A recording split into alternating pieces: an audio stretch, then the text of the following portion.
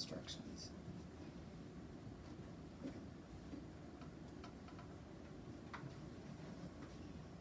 Okay, Lydia, I am helping your teacher find out how you tell stories.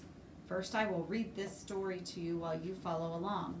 Then I'm going to ask you to tell the story using your own words. Are you ready? Yes.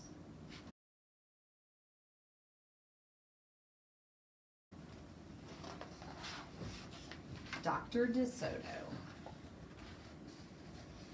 Dr. DeSoto, the dentist, did very good work, so he had no end of patients. Those close to his own size, moles, chipmunks, etc., sat in the regular dentist's chair.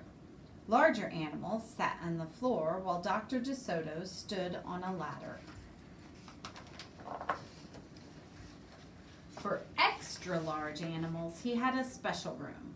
There, Dr. DeSoto was hoisted up to the patient's mouth by his assistant, who also happened to be his wife. Dr. DeSoto was especially popular with the big animals. He was able to work inside their mouths, wearing rubbers to keep his feet dry, and his fingers were so delicate and his drill so dainty they could hardly feel any pain. Being a mouse, he refused to treat animals dangerous to mice, and it said so on his sign. When the doorbell rang, he and his wife would look out the window. They wouldn't admit even the most timid-looking cat. One day when they looked out, they saw a well-dressed fox with a flannel bandage around his jaw. "I cannot treat you, sir," Dr. DeSoto shouted. "Sir, haven't you read my sign?" "Please," the fox wailed, "have mercy, I'm suffering." And he wept so bitterly it was pitiful to see. "Just a moment," said Dr. DeSoto. "That poor fox," he whispered to his wife. "What shall we do?" "Let's risk it," said Mrs. DeSoto. She pressed the buzzer and let the fox in. He was up the stairs in a flash. "Bless your little hearts," he cried, falling to his knees. "I beg you, do something. My tooth is killing me." "Sit on the floor, sir," said Dr. DeSoto, "and remove the bandage, please." Dr. DeSoto climbed up the ladder and bravely entered the fox's mouth. "Ooh, ow!" he gasped. The fox had a rotten bicuspid and unusually bad breath. "This tooth will have to come out," Dr. DeSoto announced, "but we can make you a new one." "Just stop the pain," whimpered the fox, wiping some tears away. Despite his misery, he realized he had a tasty little morsel in his mouth, and his jaw began to quiver. "Keep open," yelled Dr. DeSoto. "Wide open," yelled his wife. "I'm giving you gas now," said Dr. DeSoto. "You won't feel a thing when I yank that tooth." Soon the fox was in dreamland. Yummy," he mumbled. "How I love them raw, with just a pinch of salt and a dry white wine." They could guess what he was dreaming about. Mrs. DeSoto handed her husband a pole to keep the fox's mouth open. Dr. DeSoto fastened his extractor to the bad tooth. Then he and his wife began turning the winch. Finally, with a sucking sound, the tooth popped out and hung swaying in the air. "I'm bleeding," the fox yelped when he came to. Dr. DeSoto ran up the ladder and stuffed some gauze in the hole. "The worst is over," he said. "I'll have your new tooth ready tomorrow. Be here at 11 sharp." The fox, still woozy, said goodbye and left. On his way home, he wondered if it would be shabby of him to eat the DeSotos when the job was done. After office hours, Mrs. DeSoto molded a tooth of pure gold and polished it. "Raw with salt indeed," muttered Dr. DeSoto. "How foolish to trust a fox." "He didn't know what he was saying," said Mrs. DeSoto. "Why should he harm us? We're helping him." "Because he's a fox," said Dr. DeSoto. "They're wicked, wicked creatures." That night, the DeSotos lay awake worrying. Should we let him in tomorrow? Mrs. DeSoto wondered. Once I start a job, said the dentist firmly, I finish it. My father was the same way. But we must do something to protect ourselves, said his wife. They talked and talked until they formed a plan. I think it will work, said Dr. DeSoto. A minute later, he was snoring. The next morning, promptly at 11, a very cheerful fox turned up. He was feeling not a particle of pain. When Dr. DeSoto got into his mouth, he snapped it shut for a moment, then opened wide and laughed. Just a joke, he chortled. Be serious, said the dentist sharply. We have work to do. His wife was lugging the heavy tooth up the ladder. Oh, I love it, exclaimed the fox. It's just beautiful. Dr. DeSoto set the gold tooth in its socket and hooked it up to the teeth on both sides. The fox caressed the new tooth with his tongue. My, it feels good, he thought. I really shouldn't eat them. On the other hand, how can I resist? We're not finished, said Dr. DeSoto, holding up a large jug. I have here a remarkable preparation developed only recently by my wife and me. With just one application, you can be rid of toothaches forever. How would you like to be the first one to receive this unique treatment? I certainly would, the fox declared. I'd be honored. He hated any kind of personal pain. You will never have to see us again, said Dr. DeSoto. No one will see you again, said the fox to himself. He had definitely made up his mind to eat them with the help of his brand new tooth. Dr. DeSoto stepped into the fox's mouth with a bucket of secret formula and proceeded to paint each tooth. He hummed as he worked. Mrs. DeSoto stood by on the ladder, pointing out spots he had missed. The fox looked very happy. When the dentist was done, he stepped out. Now close your jaws tight and keep them closed for a full minute. The fox did as he was told, and then he tried to open his mouth. But his teeth were stuck together. Ah, excuse me, I should have mentioned, said Dr. DeSoto. You won't be able to open your mouth for a day or two. The secret formula must first permeate the dentine. But don't worry, no pain ever again. The fox was stunned. He stared at Dr. DeSoto, then at his wife. They smiled and waited. All he could do was say, Franco Barremouf, through his clenched teeth, and get up and leave. He tried to do so with dignity.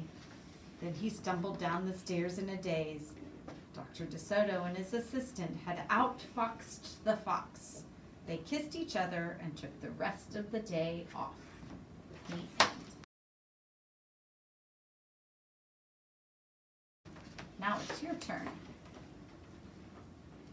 Dr. DeSoto worked on any kind of animal. The animals that were his size sat in a normal-sized chair for an unusual dentist. Big animals, he had them sit on the floor while he worked in their mouth on a ladder. Now, even bigger animals sat on the ground, and Dr. DeSoto had to be hoisted up by a string to get into the animal's mouth. The big animals' mouths were so big that the size of him and his drill were hardly even felt by the big animals because they were so small. Now, the big animals that looked very strange to the DeSotos were not allowed in, and they put a sign on it just in case. One day, while they were watching, a huge fox was ringing on the doorbell. Dr. DeSoto said, "We cannot allow you in. You are too dangerous." But the fox said, "Please, sir, I need help. I'm in excruciating pain." Then the fox began to cry. I can't bear it anymore. So Dr. DeSoto talked to his wife and said, I kind of feel bad for him. What should we do?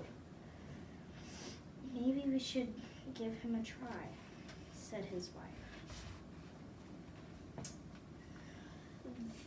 The fox came up the stairs in a flash. The fox landed on his knees and said, "Thank you for your kindness." So Dr. DeSoto washed his hands and got ready for the treatment. Inside, he looked at his mouth and found that the tooth that was hurting him was very raw in it and unusual bad breath. So he said, I think we're going to have to remove your tooth and give you a brand new one. So you may need to stay for a little while. First, we'll need to give you some gas so you won't feel any pain. The fox went into a daze and was only dreaming about what it would be like to have the two mice for dinner. The wife gave her husband a stick just in case because they still didn't trust him, so the fox couldn't close his mouth.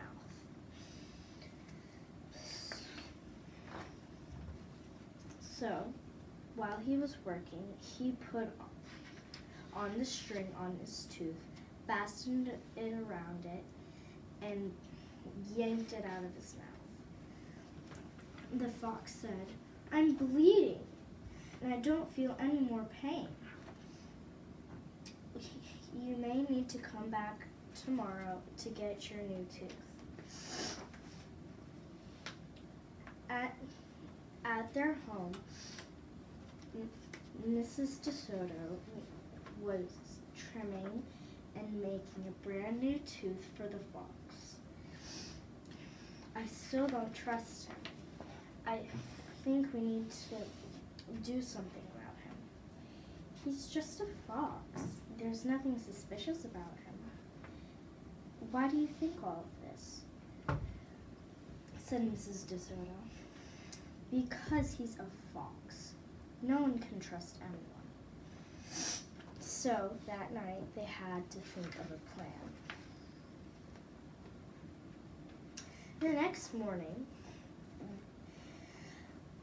they met the fox again. The fox was very happy and said, "I did not feel any more pain." So they opened his mouth and showed him the brand new tooth. It's beautiful. So they put the new tooth in, and the fox said, "Well, I think it looks pretty good. Feels normal." He put his tongue against the brand new tooth, and he said that it felt normal. But Mr. and Dr. DeSoto said, "You're not finished yet. We still need to put a plaster on." How would you like to be the first one to feel no more pain on any more teeth? The fox said, "That sounds great." So Mrs. DeSoto put the plaster in a bucket, and Dr. DeSoto began to paint each tooth with the plaster. Mrs. DeSoto pointed out all the spots that he had missed. After that, Dr. DeSoto told the fox to close his mouth, but the fox couldn't open it back up. Oh, I forgot to tell you, you won't be able to open your mouth for about 2 days. You will never have to come and visit us again." But all the fox could say, "Thank you very much." So, when the fox went down the stairs, he felt very sad, for he could not have them for dinner.